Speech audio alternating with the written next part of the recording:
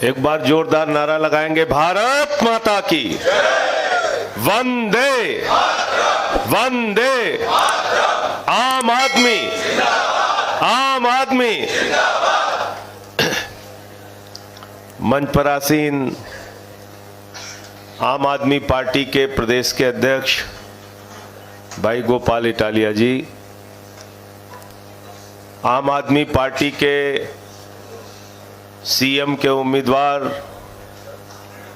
और वरिष्ठ पत्रकार रह चुके सुदान भाई, हम सबके अभिभावक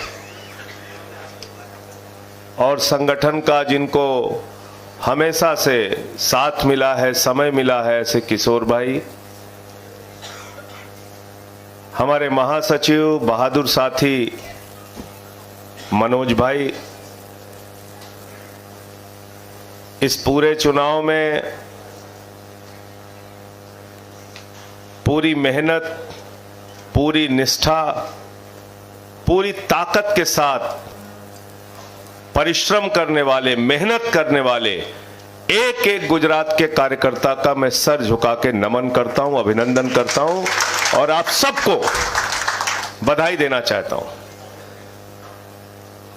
आपने बहुत मेहनत की इस चुनाव में और पहले चुनाव के अंदर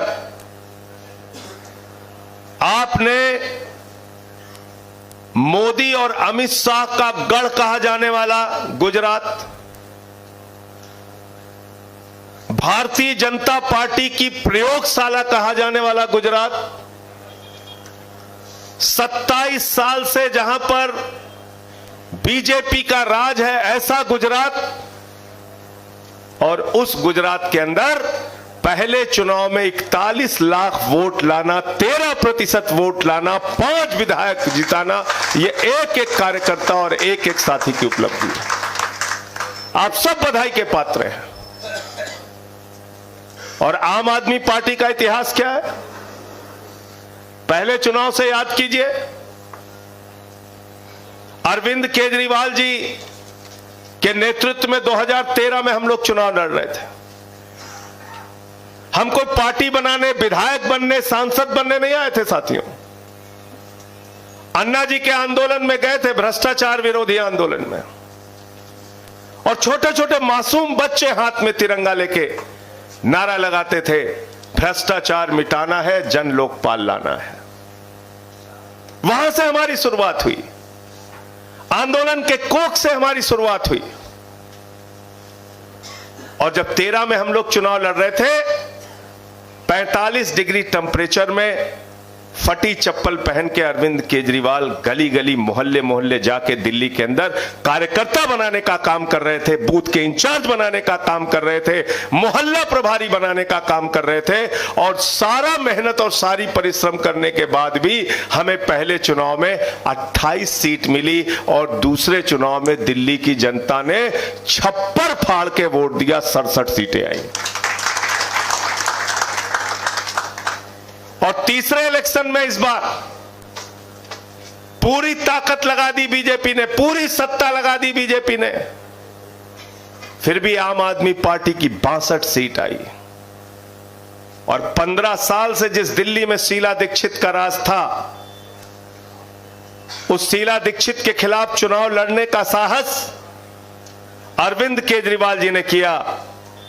पहले चुनाव में ही ऐसा फैसला जब अरविंद जी ने लिया था, हम सब लोगों ने उनको समझाया। अब पहला चुनाव लड़ रहे हैं जीवन का, बहुत सशक्त, बहुत मजबूत कैंडिडेट है, 15 साल से मुख्यमंत्री है दिल्ली की। शीला दीक्षित के खिलाफ चुनाव मत लड़िए। आपके नेता अरविंद केजरीवाल का जवाब सुन के आपको गर्व होगा। अरविंद केजरीवाल जी ने कहा, अगर मैं चुनाव हार भी जाऊंगा तो पार्टी चुनाव जीतेगी, ये हमारे लिए महत्वपूर्ण है। हम कैरियर बनाने के लिए राजनीति में नहीं आए हैं, अपना कैरियर छोड़ के राजनीति में आए हैं। यह जवाब था। आप उस पार्टी के सिपाही हैं।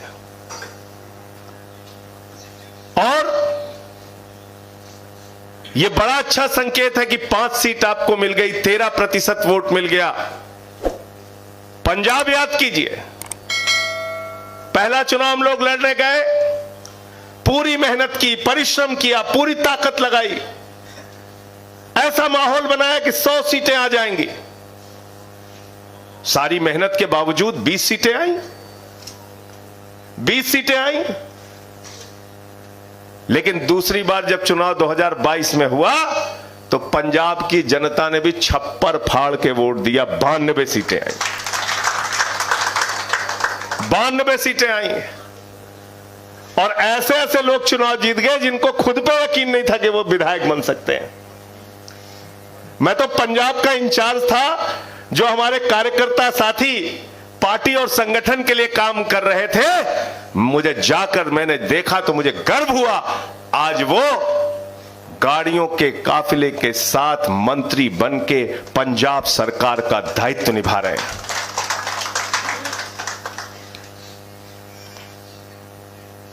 साथियों, एक ऐसी कार्यकर्ता, अमृतसर का चुनाव, नवजोत सिंह सिद्धू चुनाव लड़ रहे थे, उनके खिलाफ विक्रम मजीठिया चुनाव लड़ रहे थे। सारे टीवी चैनल पे प्रचार था, या तो सिद्धू जीतेगा, या तो मजीठिया जीतेगा, या सिद्धू जीतेगा, या मजीठिया जीतेगा। आम आदमी पार्टी की एक सामान्य कार्यकर्ता जीवन ज्योति कौर को आम आदमी पार्टी ने चुनाव लड़ाया, और जब चुनाव का परिणाम आया तो उस जीवन ज्योति कौर ने सिद्धू और मजीठिया दोनों को एक साथ चुनाव में हराने का काम किया। पंजाब के मुख्यमंत्री चुनाव लड़ रहे थे, चन्नी। लोगों ने कहा यार मुख्यमंत्री है, इसके खिलाफ कौन लड़ेगा। अरविंद केजरीवाल जी और भगवंत मान जी ने तय किया, मोबाइल की दुकान पे काम करने वाला कर्मचारी इसके खिलाफ चुनाव लड़ेगा, और लाभ सिंह को चुनाव लड़ाया। बक्सा खुला तो मुख्यमंत्री चुनाव हार गया, लाभ सिंह चुनाव जीत गया। यह है लोकतंत्र में आपकी ताकत। बड़े बड़े लोग चुनाव हार गए। कैप्टन अमरिंदर सिंह मुख्यमंत्री रहे, 10 साल चुनाव हार गए। प्रकाश सिंह बादल 5 बार पंजाब के मुख्यमंत्री रहे, चुनाव हार गए। सुखबीर बादल उप मुख्यमंत्री रहे, केंद्र में मंत्री रहे, चुनाव हार गए। चन्नी मुख्यमंत्री रहे, 2-2 जगह से चुनाव हार गए। विक्रम मजीठिया चुनाव हार गए, सिद्धू चुनाव हार गए। लोकतंत्र में जनता की ताकत सबसे बड़ी ताकत होती है।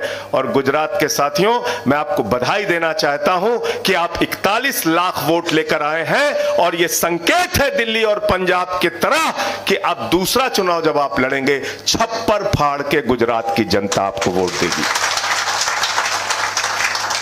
छप्पर फाड़ के वोट देगी। याद रखना मेरी बात को, उनके साथ संपर्क बना के रखना है, उनके साथ मिलकर रहना है। अभी हमारे एक साथी बोल रहे थे कि पिछला चुनाव वो लड़े थे 2017 में, तो उनको 1,500 वोट मिला था, और इस बार चुनाव लड़े तो 1,12,000 वोट मिला। आपने बताया था अभी, राम भाई, 1,12,000 वोट।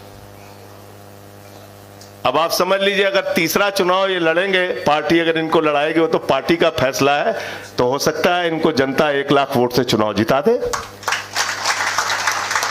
जनता मालिक है लोकतंत्र में। अल्पेश भाई चुनाव लड़ रहे थे सूरत में, लाखों की संख्या में लोग रैलियों में आए, बड़ा समर्थन हम लोगों के साथ सड़कों में दिखा।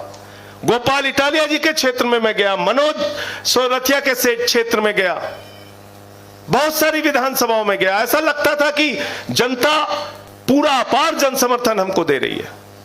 लेकिन अंत में जाते जाते लोगों को ये लगता है अभी शायद ये लोग नहीं जीत पाएंगे। इसके कारण से बहुत सारे लोग भ्रमित होकर वोट नहीं देते। ये एक मानसिकता होती है चुनाव में। आपके साथ रहेंगे, रैलियों में जाएंगे, सभाओं में जाएंगे, नारे लगाएंगे, लेकिन एक मानसिकता होती है कि चुनाव में जब यहां पे अशोक भाई बैठे महुआ के, मैं इनके यहां अभी मैं इनके बारे में पूछ रहा था, इनके यहां सभा करने गया था, शाम को कम से कम 5,000 लोग थे, रात में 8-9 बजे के करीब। तो अंत में जब वोट देने के लिए आदमी जाता है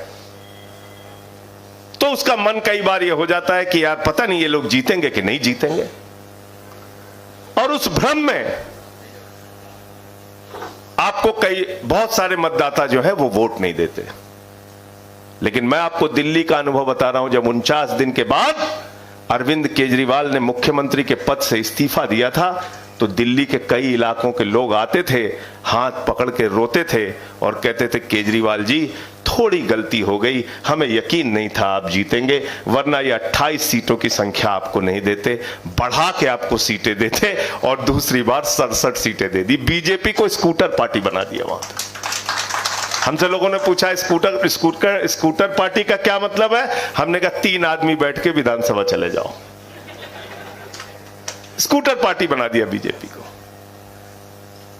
और जो पार्टी, मेरा मोबाइल दीजिए जरा, जो पार्टी दुनिया की सबसे शक्तिशाली पार्टी है उसका थोड़ा इतिहास भी आप लोग जानना जरूरी है।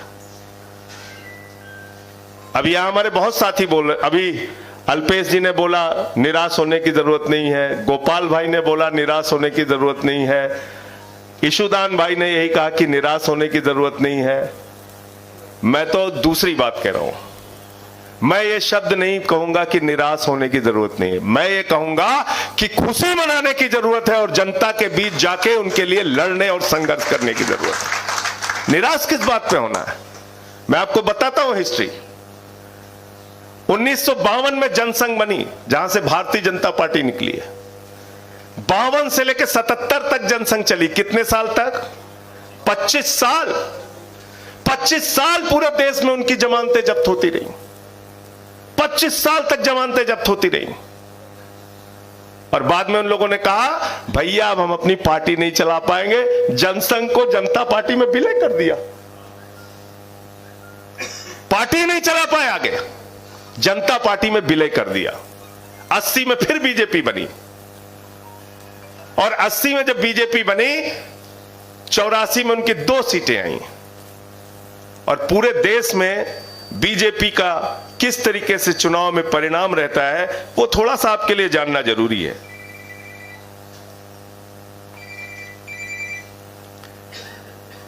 ये तमिलनाडु का चुनाव 80 में 0, 84 में 0, 89 में 0, 91 में 0, 96 में 1, 2001 में 4, 2006 में 0, 2011 में 0, 2016 में 0 और 2021 में 4। 40 साल में कुल 3-4 सीट मिली है बीजेपी को, 8 सीट। केरल आ जाइए, केरल में 80 में 0,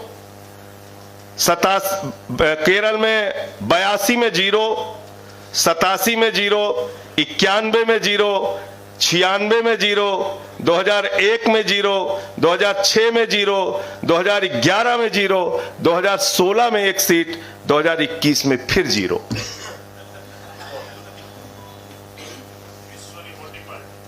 दुनिया की सबसे बड़ी पार्टी 40 साल तक गुजरात केरल में चुनाव लड़ती रही और उसको मात्र 1 सीट मिली, 1 सीट। और 2021 में फिर वो सीट हार गई, 0 हो गए फिर केरल में। अब आपको मैं उदाहरण देता हूं आम आदमी पार्टी का।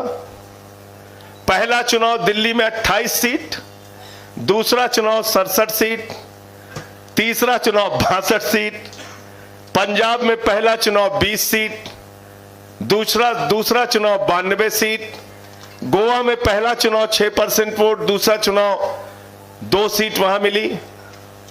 गुजरात के अंदर पहला चुनाव 13% वोट, 5 सीट, और अगला चुनाव जो होगा गुजरात के अंदर इसी तरीके से प्रचंड बहुमत से आप लोग जीत के आएंगे। मैं ईश्वर से प्रार्थना भी इस बात के लिए कर रहा हूं और आप सबसे निवेदन भी कर रहा हूं। निराशा और हताशा तो सोचिए ही मत, दूर दूर तक मत सोचिए। ये तो आपकी उपलब्धि है। गुजरात की महान जनता ने आम आदमी पार्टी को आशीर्वाद दिया है कि हमारा कार्यकर्ता जो टोपी पहन के जाता था, जिसको लोग कहते थे ये दिल्ली वाली पार्टी है, अरे ये तो यूटी वाली पार्टी है, अरे एक तो ये छोटे नगर निगम वाली पार्टी है, गुजरात की महान जनता ने आज आम आदमी पार्टी को गौरव दिया है कि हम राष्ट्रीय पार्टी बनने का काम कर रहे हैं। अभिनंदन कीजिए गुजरात की जनता का, लोगों के बीच में जाइए, भविष्य आपका है। 10 वर्षों में हिंदुस्तान की कोई पार्टी आजादी के बाद, एक भी पार्टी हिंदुस्तान की आजादी के बाद 10 वर्षों में राष्ट्रीय पार्टी नहीं बन पाई है। अगर कोई पार्टी बन पाई है तो उस पार्टी का नाम है आम आदमी पार्टी, जिसकी टोपी लगा के आप लोग चलते हैं। गौरव की अनुभूति कीजिए इस बात पे। और जिन क्रांतिकारियों का हम नाम लेते हैं, हमारे नेता कहते हैं अरविंद केजरीवाल जी ये दूसरी आजादी की लड़ाई है। तो पहली आजादी की लड़ाई में क्या हुआ था? शहीद आजम भगत सिंह जी ने अपने प्राणों की आहुति दी विधायक बनने के लिए। शहीद खुदीराम बोस ने अपने प्राणों की आहुति दी 18 वर्ष की आयु में विधायक, सांसद, मंत्री बनने के लिए। शहीद राजगुरु, शहीद सुखदेव, शहीद राजेंद्र लहड़ी, शहीद अशफाक उल्ला, शहीद राम प्रसाद बिस्मिल, शहीद चंद्रशेखर आजाद, हिंदुस्तान के तमाम उन क्रांतिकारियों ने 16 साल से लेकर 30 साल के आयु में अपने प्राणों को इस देश के लिए आजाद कराने के लिए न्योछावर कर दिया। यह वो हिंदुस्तान है। उन्होंने पहली आजादी की लड़ाई लड़ी थी, हम इस दूसरी आजादी की लड़ाई में भ्रष्टाचार के खिलाफ लड़ रहे हैं, अन्याय के खिलाफ लड़ रहे हैं, अत्याचार के खिलाफ लड़ रहे हैं। हमारे लिए मुद्दे प्रमुख होने चाहिए, शिक्षा का, स्वास्थ्य का, बिजली का, पानी का, गुजरात की तरक्की का, मोरवी में 150 लोगों की जो जान गई वो मुद्दा, और वो ये मुद्दा कि आज भी देश के प्रधानमंत्री को 27 साल के राज के बाद एक आर्टिफिशियल स्कूल में गुजरात के अंदर बैठना पड़ता है। मुद्दा तो यह होना चाहिए। आप इस दूसरी आजादी की लड़ाई के योद्धा हैं, इसलिए बहुत उपलब्धि आपको जनता ने दी है। जनता का आभार व्यक्त कीजिए, जनता का अभिनंदन कीजिए। उन्होंने आपके लिए बहुत बड़ा मौका दिया है। और लोकतंत्र में किसी का भी अहंकार लंबे समय तक नहीं चलता। आज जो भारतीय जनता पार्टी अहंकार के अंदर आके हमारे कार्यकर्ताओं पे हमले करवाती है, मैं भूला नहीं गोपाल इटालिया की गाड़ी पे हमला, तोड़फोड़, ईसुदान भाई की गाड़ी पे हमला, तोड़फोड़, हमारे साथी मनोज यहां पर बैठे हुए मार के इनका सर फोड़ दिया, खून से लथपथ इनकी तस्वीर आज भी मैं भूल नहीं पाता। यहां पे नौजवान साथी हमारे युवराज सिंह बैठे हुए हैं, छात्रों के लिए आंदोलन किया इन्होंने, जेल में इनको डाला गया, मुकदमे लिखे गए। अल्पेश भाई बैठे, जेल में डाला गया, मुकदमे लिखे गए। तो आम आदमी पार्टी के कार्यकर्ताओं से मैं कहना चाहता हूं, मैं भी गया था उत्तर प्रदेश में बाबा जी से चुनाव लड़ने, 24 मुकदमे लिखा बाबा जी ने मेरे खिलाफ, राष्ट्रद्रोह का मुकदमा लगाया योगी आदित्यनाथ ने। और मैंने बाबा जी से कहा 24 नहीं 2400 मुकदमे लिख लो, हम लोग आम आदमी पार्टी के कार्यकर्ता डरने वाले नहीं है। 5 साल जम के संघर्ष कीजिए, जो भी परिस्थिति आए संघर्ष कीजिए। किसानों के मुद्दे पर, पेपर फूटने के मुद्दे पर, माताओं बहनों के मुद्दे पर, महंगाई के मुद्दे पर, गुजरात के एक एक मुद्दे पर इस 5 साल तक सिर्फ एक ही विपक्षी दल दिखना चाहिए, और उस विपक्षी का दल का नाम हो आम आदमी पार्टी। हमारे 2 साथी यहां पे भूपत भाई और हेमंत भाई बैठे हैं। आपको गुजरात की महान जनता ने, झाड़ू वालों ने, आम आदमी पार्टी के कार्यकर्ताओं ने मेहनत और परिश्रम करके गुजरात की विधानसभा में भेजा है। मैं आप सबसे एक ही अनुरोध करूंगा कि गुजरात की विधानसभा के अंदर आम आदमी की आवाज गूंजनी चाहिए, और उसका माध्यम आप लोग बनेंगे, उसका माध्यम आप लोग बनिए। गुजरात के जितने भी मसले हैं उसको मजबूती से उठाइए। अगर 27 वर्षों में स्कूल नहीं बन पाया, 27 वर्षों के बाद भी कोरोना काल में हाई कोर्ट को हस्तक्षेप करना पड़ता है और कहना पड़ता है कि यहां की स्वास्थ्य व्यवस्था बदहाल है, तो ये तमाम ऐसे सवाल हैं जिसको लेके हमें काम करना है। 22 बार पेपर फूट जा रहा है। नौजवान परीक्षा देता है, तैयारी करता है, मां बाप से पैसे लेके तैयारी करता है, सैकड़ों किलोमीटर दूर जाके परीक्षा देता है, बाद में आता है पेपर फूट गया। ये तमाम वो मुद्दे हैं जिसको विधानसभा के अंदर हेमंत भाई और भूपत भाई और हमारे जो बाकी विधायक हैं, मैं उनसे अनुरोध करूंगा पहले सत्र में ही जब आपको मौका मिले इन सारे सवालों को उठाइए। 150 लोगों की जो मोरबी का पुल टूटने से जान गई है, वो लोग न्याय की गुहार लगा रहे हैं, उनकी आवाज आपके माध्यम से विधानसभा में उठनी चाहिए। आम आदमी पार्टी ये बहादुरों की फौज है। आम आदमी पार्टी का कार्यकर्ता मुकदमों से, लाठियों से और जेलों से डरने वाले कार्यकर्ता नहीं है। हमारे नेता अरविंद केजरीवाल पे छापेमारी हुई, मनीष सिसोदिया पे छापेमारी हुई, सत्येंद्र जैन को जेल में रखा हुआ है, 43 विधायकों को दिल्ली के अंदर फर्जी मुकदमे में फंसाया गया, इनकम टैक्स का छापा मारा गया कैलाश गहलोत के ऊपर। और तो और दुर्भावना की हद यह है कि हमारे एक विधायक है सोमनाथ भारती, उनका कुत्ता पकड़ने के लिए 40 पुलिस वाले चले गए थे। अरे मैंने कहा कुत्ता क्यों पकड़ रहे? कहने इसका जबड़ा चेक करना है। ये हालत है, इतनी दुर्भावना है आपके प्रति। लेकिन अगर उस दुनिया की सबसे बड़ी ताकत अपने आप को कहने वाली, दुनिया की सबसे बड़ी पार्टी अपने आप को कहने वाली, उस पार्टी से अगर कोई चुनाव लड़ रहा है, अगर उस पार्टी से कोई सड़क पर लड़ रहा है और सदन में लड़ रहा है, तो वह है आपकी पार्टी, आम आदमी पार्टी। भविष्य इसका ही है, इसका ही है और सिर्फ इसका है। आप है भारत के भविष्य। आपको आगे तमाम उन सवालों पे काम करना है। लोगों की जिंदगी में दुश्वारियां कम नहीं है, महंगाई कम नहीं है। पेट्रोल डीजल का दाम महंगा हो गया, दूध का दाम महंगा हो गया, छाछ का दाम महंगा हो गया, आटा दाल चावल का दाम महंगा हो गया। महंगाई चरम पर है। किसान को उसके फसल का दाम मिलता नहीं है, नौजवान को नौकरी मिलती नहीं है। भाषण पिला पिला के कितना लोगों को मूर्ख बनाओगे।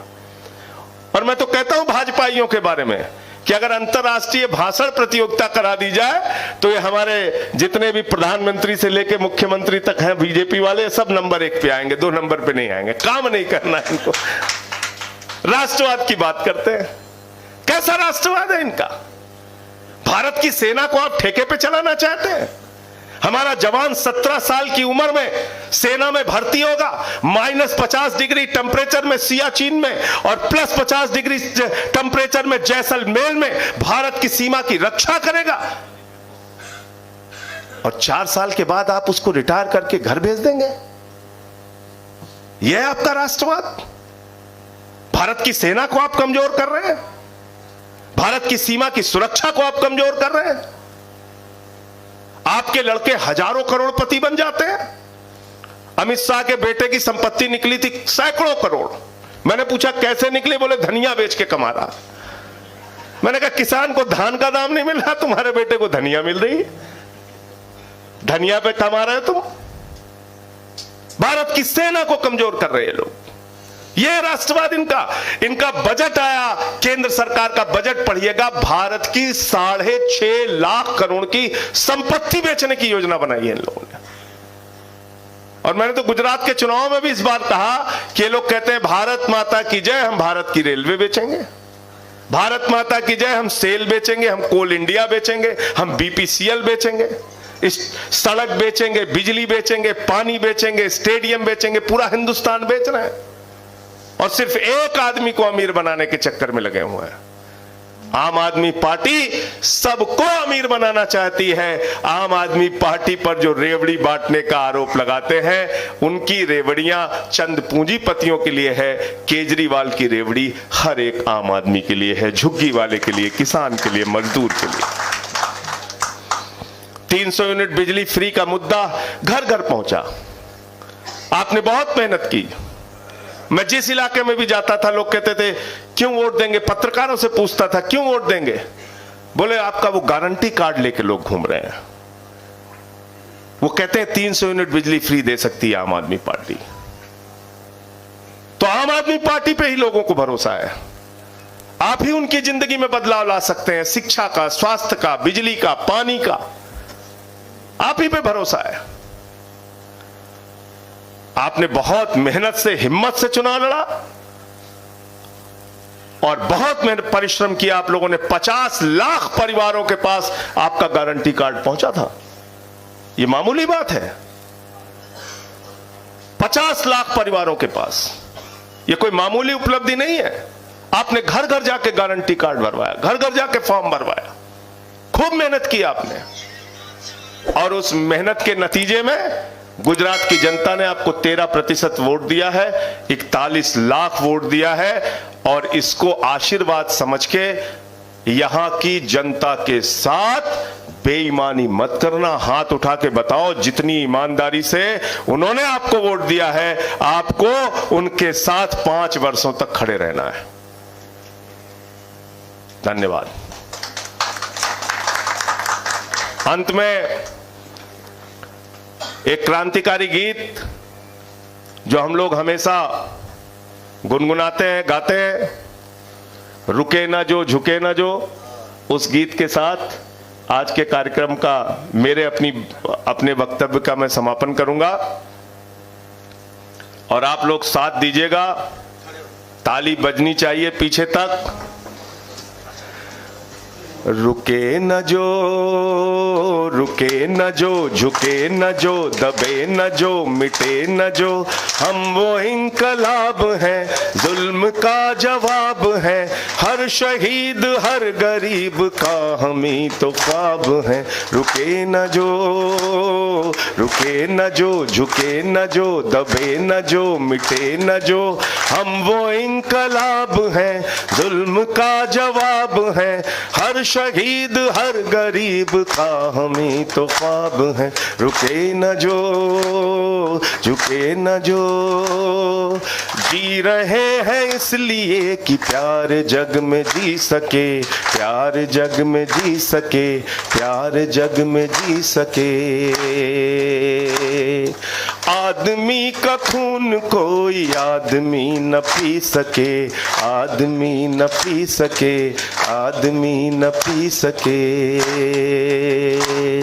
मालिकों मालिकों मजूर के, नौकरों हुजूर के, फर्क को मिटाएंगे, समानता को लाएंगे। रुके न जो, रुके न जो, झुके न जो, दबे न जो, मिटे न जो, हम वो इंकलाब हैं, जुल्म का जवाब है, हर शहीद हर गरीब का हम ही तो ख्वाब है। रुके न जो, झुके न जो, रुके न जो, झुके। भारत माता की, भारत माता की, भारत माता की। वंदे वंदे वंदे। जो आपे बोला यूट्यूब चैनल सब्सक्राइब न करी हो तो सब्सक्राइब करी, बेल आइकन जरूर दबाओ।